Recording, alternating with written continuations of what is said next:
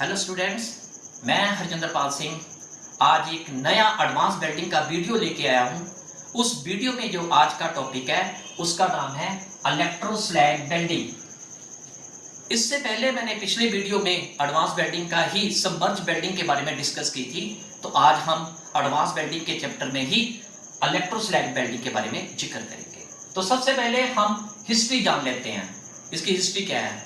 इलेक्ट्रोस्लैग welding सन 1940 में Robert के Hopkins के द्वारा पेटेंट कराई गई थी।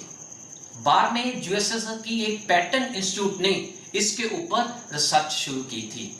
शुरू में 1960 और 80 के बीच में इस प्रोसेस का जो यूज है वो हैवी ब्रिजेस और हैवी स्ट्रक्चर को बनाने में यूज किया जाता था। शुरू में 25 mm या उससे मोटी थिकनेस वाली जो वेल्डिंग की प्लेट होती है उसको ज्वाइन करने के लिए किसी भी प्रकार की एज प्रेपरेशन की यानी कि किनारों की तैयारी करने की जरूरत नहीं पड़ती थी, जैसे कि वी और यू टाइप।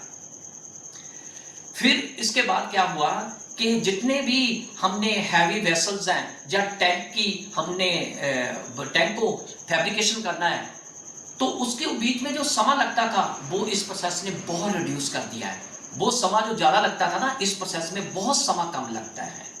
ये इसका हिस्ट्री है। उसके बाद आ जाओ डेफिनेशन। इस प्रोसेस में क्या होता है, जो पिघली हुई स्लैग होती है उसको यूज करके हमने दो मेटल के प्लेटों को आपस में जोड़ा जाता है। इस प्रोसेस में जो ज्वाइंट है वो हमेशा वर्टिकल खड़े रुख की तरह ही लगाए जाते हैं। नेक्स्ट आ जाओ प्रिंसिपल ऑफ ऑपरेशन, यानी कि इनका प्रिंसिपल क्या है और ऑपरेशन क्या है। जैसा कि मैंने आपको बताया कि ये जो प्रोसेस है बहुत मोटी जॉबों के बीच में बट ज्वाइंट लगाने का प्रोसेस है और इसका जो आविष्कार है सबसे पहले रूस में किया गया था। इस प्रोसेस में क्या होता है, हमने दो मोटी प्लेटों को आपस में हमने ऐसे आमने सामने रख के उसके बीच में प्रॉपर गैप दे के जिस जगह पर हमने वेल्डिंग करनी है वहां पे यू आकार की एक प्लेट को टैग वेल्ड कर देना है। फिर जिस जगह पर हमने वेल्ड करना वहां पर हमने सबमर्ज आर्क की तरह ही उसके बीच में आर्क उत्पन्न करनी होती है। इस प्रोसेस में जो दानेदार फ्लक्स हम यूज करते हैं, जब वो 25 mm से लेके 35 mm तक पिघलना शुरू हो जाता है तो करंट अपने आप बंद हो जाता है और ये जो करंट है वो इलेक्ट्रोड से होके स्लैग की सतह के बीच में से गुजर कर जाता है और जो स्लैग की हाई रेजिस्टेंस है वो बाकी के बेड को पूरा करने के लिए बहुत हीट उत्पन्न करती है और इसमें ये जो इलेक्ट्रोड है वो यूज होता है वो तार के रूप में, कॉइल के रूप में यूज होता है और प्लेट की मोटाई के अनुसार एक इलेक्ट्रोड जब बहुत सारे electrode at a time feed किए जा सकते हैं। इसमें करंट की जो मात्रा है एक इलेक्ट्रोड के लिए 1000 एम्पीयर तक हो सकती है। इस प्रोसेस में क्या होता है कि जब हम ज्वाइंट लगाते हैं तो उसमें पिघली हुई मेटल और स्लैग को बचाने के लिए ज्वाइंट के दोनों तरफ हम तांबे के शूज ज्वाइंट को ऊपर की तरफ गति दी जाती है, यानी कि स्पीड दी जाती है और उसमें फीड किया जाता है। फिर इन कॉपर के शूज के द्वारा जहां पे वेल्डिंग हो रही है वहां पानी को लगातार गिराया जाता है और जिसके कारण ये क्या जॉब ठंडी होती जाती है और मेटल जमता जाता है, यानी कि वो फ्रीज होके सॉलिड रूप में हो जाता है। फिर इसके बाद क्या होता है, इसके ऊपर जो ताप सेंसर लगे होते हैं वो इसकी चलने की गति और मेटल की जमने की गति के अनुसार से फीड किया जाता है। इसके बाद इसके दो और प्रोब कंट्रोल होते हैं जो कि फ्लक्स की जो परत होती है उसको कंट्रोल करते हैं। इसमें जो इलेक्ट्रोड होता है वो वर्टिकल खड़े रुख की तरह इसके अंदर फीड किए जाते हैं और उनको इस हिसाब से उनकी स्पीड को निर्धारित किया जाता है जो कि बेल्ट मेटल और इलेक्ट्रोड के बीच में प्रॉपर गैप बनाए रखता है और इस प्रोसेस में हम 400 mm तक जो मोटाई प्लेट की मोटाई है उसके ज्वाइंट आसानी से लगाए जा सकते हैं।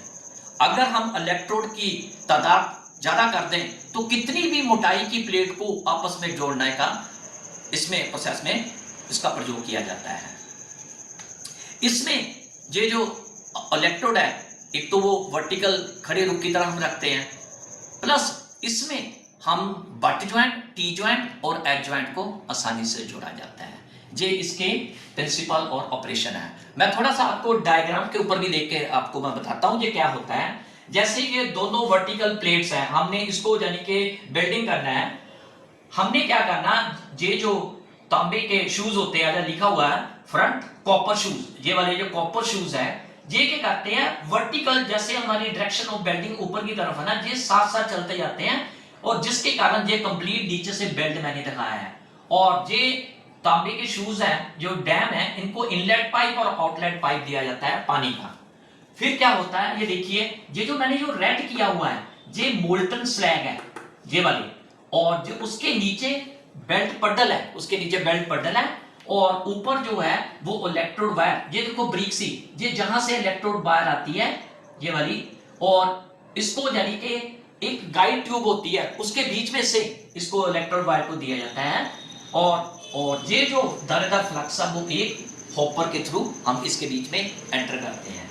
इसमें क्या होता है कि जब दानेदार फ्लक्स नीचे जाता है तो जब वो आग बनती है वो इतनी यानी कि रेजिस्टेंस पैदा करती है, हीट पैदा करती है, जो कि बाकी के ज्वाइंट को पूरा करने में सहाय होते हैं। ये जो कॉपर शूज है ये क्या करते हैं, उसको पिघली हुई मेटल को और स्लैग को बाहर नहीं जाने देते, और साथ में ये पानी भी यानी कि उस जगह छोड़ते हैं जहां बेल्ट हो रहा है, ताकि वो सॉलिड रूप में आती रहे, वो जो हमारा मेटल है वो पिघल के नीचे ना जाए, सॉलिड रूप में जमता रहे। ठीक है ना, तो ये बेटे इसका डायग्राम है। नेक्स्ट आ जाओ इक्विपमेंट। इसमें कौन कौन से इक्विपमेंट यूज होते हैं। सबसे पहले आता है पावर सोर्स। हमने जब इलेक्ट्रोस्लैग वेल्ड करनी है तो डीसी रेक्टिफायर सेट हम यूज करते हैं। वैसे तो हम मोटर जनरेटर सेट भी यूज करते हैं, लेकिन उनकी कॉस्ट ज्यादा होने के कारण वो इस प्रोसेस में हम यूज नहीं करते। हम एसी ट्रांसफार्मर जो 3 फेज का वो भी यूज कर सकते हैं, लेकिन उसमें जो सिंगल वायर के लिए 1 फेज का करंट होना बहुत जरूरी है। ठीक है, नेक्स्ट है जो बेल्ट हेड। ये जो बेल्ट हेड है ये क्या करता है, ये जो हमारा मोल्टन स्लैग है, जो मोल्टन पूल है, ये उसकी डायरेक्शन को और उसकी मूवमेंट को कंट्रोल करता रहता है, और ये भी इंश्योर करता है कि जिस जगह पर हम बिल्डिंग कर रहे हैं क्या प्रॉपर फॉर्मेशन हो रही कि नहीं है, प्रॉपर बिल्डिंग हो रही नहीं, ये सारा कुछ कंट्रोल ये जो बेल्ट हेड है ये करता रहता है। उसके बाद आ जाओ कॉपर शूज एंड डैम्स। ये वाले जो कॉपर शूज और डैम है ये क्या करते हैं, जब हम बेल्डिंग करते हैं तो जो बेल्डिंग की पिघली हुई धातु और स्लैग है ये बाहर ना निकले, उसको बचाने के लिए हम कॉपर के शूज दोनों तरफ, बेल्डिंग के दोनों तरफ, हम जैसे ही बेल्डिंग ऊपर की तरफ चलती है ये साथ साथ चलते रहते हैं, और ये क्या करते हैं साथ में पानी भी उस मेटल के ऊपर छोड़ते रहते हैं, ताकि जो पिघली हुई धातु बाहर ना निकले, वो ठंडी होकर जमती रहे और सॉलिड रूप में बनती रहे। ठीक है, उसके बाद आ जाओ इलेक्ट्रोड वायर। इलेक्ट्रोड वायर क्या करते हैं कि जब हम बेल्डिंग करते हैं, ये जो मोल्टन स्लैग है ये इसके बीच में हम वायर को फीड करते रहते हैं। ये इस हिसाब से फीड होता है कि साथ में मोल्टन पूल के बीच में जब बेल्डिंग करता है ये साथ में ठंडा होकर जमता भी रहता है, तो फिर हमारा एक सॉलिडिफाइड बेल्ट भी बनता रहता है। ये जो इलेक्ट्रोड वायर है इसके अंदर हम मोल्टन स्लैग के अंदर, मोल्टन पूल के अंदर इसको फीड करते रहते हैं। और आखिर में आ जाओ फ्लक्स। फ्लक्स क्या करता है, जैसे कि मैंने आपको बताया कि ये जो दानेदार फ्लक्स है ये क्या करता है, एक तो ऑक्सीडाइड नहीं होने देता है मेटल को, ऑक्सीडेशन को रोकता है, और साथ में जैसे जो कॉपर के शूज है वो जो मोल्टन पूल बना हुआ है, जो स्लैग है जहां मेटल की धातु है, उसको यानी के बनाने में, पिघलने में और उसको बेल्डिंग पूरा कंप्लीट करने के लिए कॉपर के शूज इसके साथ सपोर्ट करते रहते हैं। फ्लक्स का ये मेन महत्व होता है। नेक्स्ट आ जाओ एडवांटेजेस एंड डिसएडवांटेज। इसकी एडवांटेज और डिसएडवांटेज क्या होती है। सबसे पहले हम एडवांटेज के बारे में बात करेंगे। सबसे पहले आता है इजी जॉइंट प्रेपरेशन। जैसे कि मैंने आपको बोला है कि ये जो इलेक्ट्रोस्लैग वेल्डिंग है इसमें किनारों की जो तैयारी होती है, एज प्रेपरेशन होती है, इसमें करने की जरूरत नहीं होती, सिर्फ हमने 2 प्लेटों के बीच में प्रॉपर गैप देना होता है। अगर हम बाकी के प्रोसेस ले, जो बाकी के वेल्डिंग प्रोसेस है जहाँ जो विधि है उसमें एज प्रेपरेशन करनी पड़ती है, किनारों की तैयारी करनी पड़ती है। जैसे सिंगल वी हो गया, डबल वी हो गया, सिंगल जू, डबल जू, सिंगल जे या डबल जे, इस प्रकार उनकी तैयारी करनी पड़ती है। इलेक्ट्रोस्लैग में हमने किनारे की तैयारी करने की जरूरत नहीं पड़ती, ये इसकी एडवांटेज है। दूसरा आता है belt thicker steel in single pass. इस प्रोसेस में क्या है कि जितनी भी हमने मोटी प्लेट है, जैसे 400 mm या 450 mm, यानी कि 450 mm 20 इंच अप्रोक्सीमेटली होती है, तो उसको अगर हमने बेल्ट करना है आसानी से हम बेल्ट कर लेते हैं सिंगल पास के थ्रू। तो ये प्रोसेस है बहुत बहुत अच्छा प्रोसेस है। नेक्स्ट आ जाओ, मोर प्रोडक्शन इन लेस टाइम। जैसा कि मैंने आपको बताया कि बड़े बड़े टैंकर, बड़े बड़े जितने भी जो हैवी वेसल है उसकी जब हम फैब्रिकेशन करते हैं बहुत कम समय में ये प्रोडक्शन निकाल देता है। ये जो प्रोसेस है ना इलेक्ट्रोस्लैग वेल्डिंग, ये बहुत कम समय लेता है। जब हम प्रोडक्शन निकालते हैं ना तो बहुत समय कम लेकर अच्छी प्रोडक्शन निकाल देता है। ठीक है, उसके बाद आता हूं लो कंजप्शन ऑफ फ्लक्स। अगर हम बाकी के प्रोसेस की बात करें, जैसे सबमर्ज वेल्डिंग की बात करें, उसमें जो फ्लक्स है ना वो बहुत ज़्यादा यूज होता है और इसमें फ्लक्स बहुत कम यूज होता है। क्यों यूज होता है? क्योंकि जब फ्लक्स की सतह 25 mm से लेकर 35 mm तक पिघल जाती है तो वो फ्लक्स क्या करता है, हाई रेजिस्टेंस का ताप उत्पन्न करता है। इसलिए इस प्रोसेस में फ्लक्स बहुत कम यूज होता है बाकी के अदर प्रोसेस में। उसके बाद आ जाओ नो फ्लैशिंग एंड स्पैटरिंग। जैसा कि मैंने अभी बताया कि इस प्रोसेस में क्या होता है कि दानेदार फ्लक्स हम यूज करते हैं। ये जो दानेदार फ्लक्स है ये जब 25 mm से लेकर 35 mm की सतह तक ये पिघलता है तो वो करंट अपने आप बंद हो जाता है। जब करंट बंद हो जाता है तो किसी भी प्रकार की फ्लैशिंग या स्पैटरिंग नहीं होती। सिर्फ जो बेल्ट पूल है जो मेल्ट हुआ है तो वो हाई रेजिस्टेंस के कारण बाकी का जो बेल्ट है वो इतनी हीट उत्पन्न करता है कि अपने आप वो हीट से ही ज्वाइंट लग जाता है। इसका ये एडवांटेज है। मिनिमम डिस्टॉर्शन, जैसा कि मैंने अभी बताया कि जो दानेदार फ्लक्स है जब ये मेल्ट होता है तो उसके बाद आग अपने आप बुझ जाती है। वो दो दानेदार जो फ्लक्स है वो हाई रेजिस्टेंस जो हीट पैदा करता है उसके कारण किसी भी प्रकार की डिस्टॉर्शन नहीं होती। तो ये जो प्रोसेस है बहुत अच्छा प्रोसेस है, इसकी ये एडवांटेज है, डिस्टॉर्शन नामात्र के बराबर ही होती है। ठीक है, नेक्स्ट आ जाओ डिसएडवांटेज क्या है। कहता less economical then submerged welding. ये जो प्रोसेस है ना ये सबमर्ज्ड वेल्डिंग के मुकाबले में कुछ ज्यादा कॉस्टली है।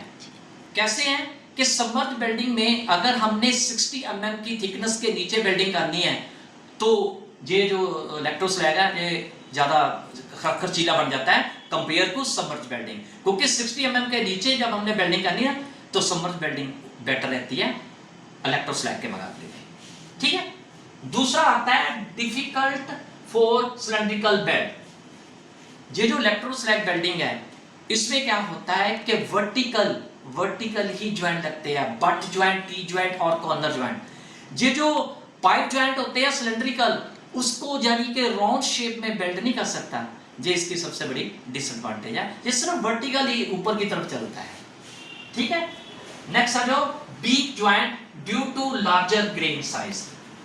ये जो इलेक्ट्रोस्लैग वेल्डिंग है इसमें क्या होता है कि दानेदार फ्लक्स जो हम यूज करते हैं तो उसकी जो हाई रेजिस्टेंस है जब वो हीट पैदा करता है तो उससे क्या होता है मोटे मोटे ग्रेन्स होते हैं, जैसे कि मैंने ये डायग्राम में दिखाए हैं, ये मोटे मोटे ग्रेन्स होते हैं जिसके कारण इसकी जो स्ट्रेंथ है ना थोड़ी वीक हो जाती है। अगर बारीक बारीक ग्रेन्स हो ये वाले तो उसकी स्ट्रेंथ ज्यादा होती है। इसीलिए जो इलेक्ट्रोस्लैग है ये मोटे मोटे यानी कि जो ग्रेन्स होते हैं ना वो पैदा करता है, यानी कि जिसके कारण उसकी स्ट्रेंथ में कमी आ जाती है। ठीक है, नेक्स्ट आ जाओ not suitable for thin plate. जैसा कि मैंने शुरू में भी आपको बताया कि ये जो इलेक्ट्रोस्लैग वेल्डिंग है शुरू में मोटी, जितनी भी मोटी 450 mm तक की मोटी प्लेट में बट ज्वाइंट सिंगल पास के थ्रू लग जाती है, लेकिन थिन शीट के ऊपर ये वेल्डिंग नहीं होती। ये इसकी सबसे बड़ी डिफिकल्टी है यानी कि डिसएडवांटेज है, ये थिन शीट को नहीं वेल्ड करता। तो बेटे ये था मेरा आज का इलेक्ट्रोस्लैग वेल्डिंग के ऊपर लेक्चर। तो आपने क्या करना है इस लेक्चर के बारे में कमेंट सेक्शन में जाके इसके बारे में कमेंट देने हैं, साथ में लाइक भी करना, शेयर भी करना, सब्सक्राइब भी करना। Have a nice day.